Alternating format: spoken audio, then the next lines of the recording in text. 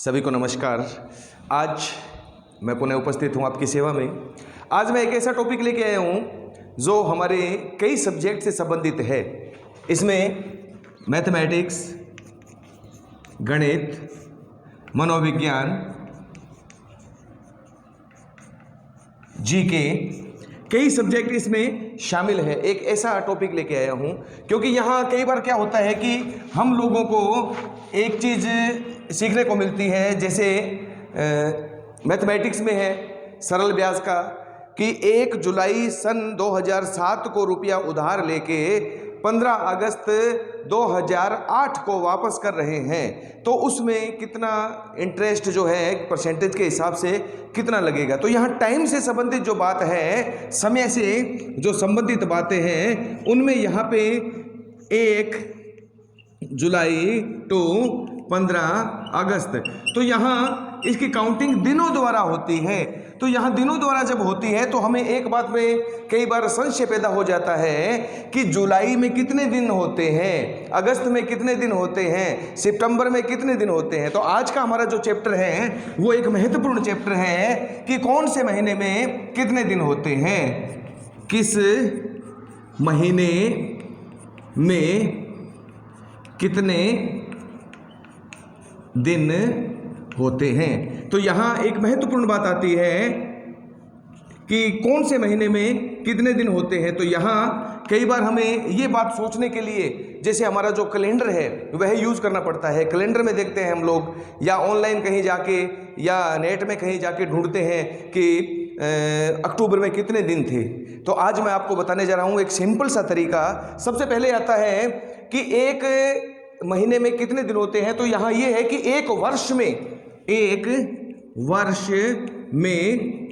12 महीने होते हैं। इसके बारे में हम जानते हैं, एक वर्ष में 12 महीने होते हैं और एक वर्ष में 365 दिन होते हैं। एक वर्ष में 365 दिन होते हैं। तो यहाँ पे आमतौर पे कह दिया जाता है कि एक महीने में 30 दिन, औसतन हम लोग 30 मानते हैं। तो औसतन जब 30 को माना तो यहाँ एक महीने में 30 दिन गुणा में 12 महीने बराबर टोटल 12 तिया 36, 360 दिन हो गए। तो यहाँ ये 5 दिन जो बढ़े हैं ये कौन से महीने में बढ़ेंगे, ये एक महत्वपूर्ण चैप्टर आता है। ये जो 5 दिन बढ़े हैं ये कौन से महीने में बढ़ेंगे, तो आज हम लोग इसका जिक्र करने जा रहे हैं। जैसा कि 12 महीने हैं, प्रत्येक महीने में 30 दिन माने हैं, तो यहाँ 5 महीने, इसमें से 12 में से आप 5 महीने निकाल दीजिएगा तो यहाँ 7 महीने शेष बच गए। अब 7 महीनों में प्रत्येक महीने में अगर एक एक दिन जोड़ें तो यहाँ पे क्या रह जाएगा, 2 महीने फिर भी शेष बच जाएंगे। तो यहाँ क्या होता है कि 5 दिन का जो समय बचा है हमारा, 5 दिन, और यहाँ 30 दिन जो होते हैं, फरवरी में 30 नहीं होते, फरवरी में 28 दिन होते हैं। तो यहाँ फरवरी के 2 दिन और जोड़ने पर हमारे पास टोटल दिन हो चुके हैं, 5 ये बढ़े थे और 2 फरवरी के बढ़ गए, तो हमारे पास 7 दिन हो चुके हैं। अर्थात तो 7 ऐसे महीने होंगे जिनमें 31 दिन रहेंगे। अब यहाँ ये आता है कि 7 दिनों में जो 7 दिन जो है वो 7 महीनों में बांटे, तो किस हिसाब से। कई बार हम लोग देखते हैं कि किसी से पूछते हैं ये कैसे होता है, तो वो हाथ को उल्टा कर लेंगे और जो उभरा हुआ भाग है उसको 31 मानेंगे।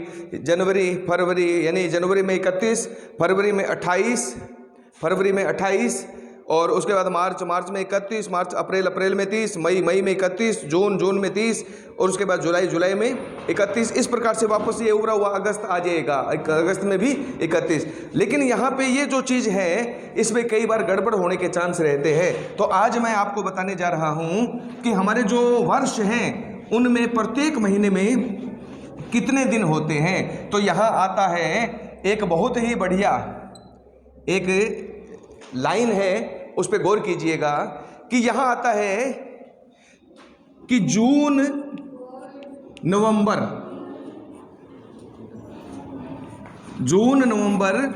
जानिए।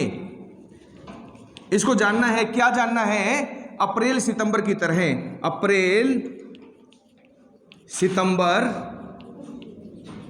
30, कि जून नवंबर जानिए, अप्रैल सितंबर 30, फरवरी 28 मानिए, फरवरी 28 मानिए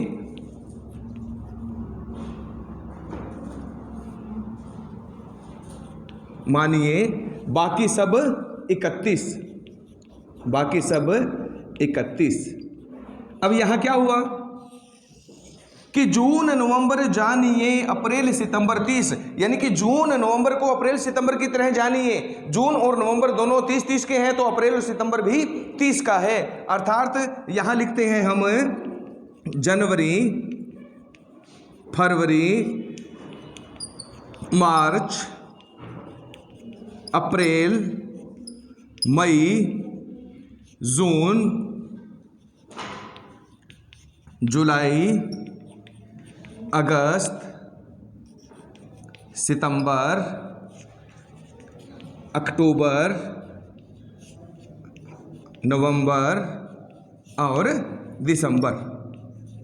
अब यहाँ पे सिर्फ 4 महीनों के नाम दे रखे हैं ऊपर, और 5वां महीना इन्होंने फरवरी का दिया। तो यहाँ लिखेंगे कि जून और नवंबर, जैसा कि विदित है, जून 30 का, नवंबर 30 का। जून नवंबर जानिए अप्रैल और सितंबर 30। यहाँ अप्रैल का महीना है ये भी 30 का, और सितंबर का महीना है ये भी 30 का, और फरवरी का जो महीना है ये 28 दिन का है। और बाकी जो 7 महीने बच गए हैं, जैसे जनवरी 31, मार्च 31, मई 31, जुलाई 31, अगस्त 31, अक्टूबर 31 और दिसंबर भी 31। तो ये 31 दिन के जो महीने हैं वो 7 होते हैं, और फरवरी का महीना एक आता है जो कि 28 दिन का होता है। लेकिन हर 3 महीने के बाद चौथे वर्ष में जब हम प्रवेश करते हैं, तो चौथा वर्ष जो है वो लीप ईयर के नाम से जाना जाता है। अर्थात यहाँ जो फरवरी का महीना है वो 1 दिन बढ़ जाता है। फरवरी यहाँ पे 29 दिन की हो जाती है, और उस महीने में एक वर्ष में 365 नहीं 366 दिन होते हैं। तो ये लीप ईयर कैसे ज्ञात करेंगे? लीप ईयर ज्ञात करने के लिए क्या होता है, हमारे जो सन है, जैसे मान लीजिए हमारे पास सन है, अभी 2022 चल रहा है, क्या 2022 के महीने में 29 फरवरी आएगी? तो इसके लिए क्या होता है, दी हुई संख्या में एक भाजकता का नियम, 4 के भाजकता का नियम लगाना होता है। 4 के भाजकता का नियम क्या होता है, क्योंकि हर 3 साल बाद चौथे वर्ष में तो यहाँ 4 का रहेगा।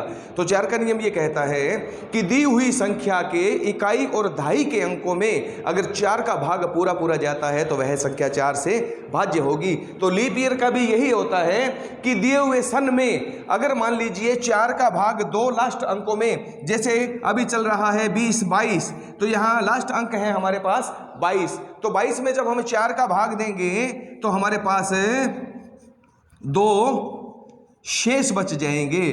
अर्थात 2 शेष का मतलब इसमें 4 का भाग नहीं गया है, अर्थात ये लीप ईयर नहीं है। अब 2024, अब यहाँ 24 लिखेंगे तो 6 चौका 24 हो गया, तो 24 में से 24 गया तो 0 बचा, अर्थात तो 2024 जो होगा वह लीप ईयर होगा। तो आज का हमारा जो चैप्टर था कि एक वर्ष में 12 महीने हैं, तो प्रत्येक महीने में टोटल कितने कितने दिन होते हैं। और एक महीने में अगर मान लीजिए हम औसत 30 की मानते हैं, तो ये तो सिर्फ 12 या 36 360 दिन हुए। तो बाकी के 5 दिन और कहाँ एडजस्ट करें, और 5 दिन अगर उन 5 महीनों में एडजस्ट करते हैं तो फरवरी के 2 दिन और बाकी बच गए, तो 7 दिन हो चुके हैं। तो ये 7 दिन जो है इन 7 महीनों में जुड़ते हैं, जनवरी, मार्च, मई, जुलाई, अगस्त, अक्टूबर और दिसंबर।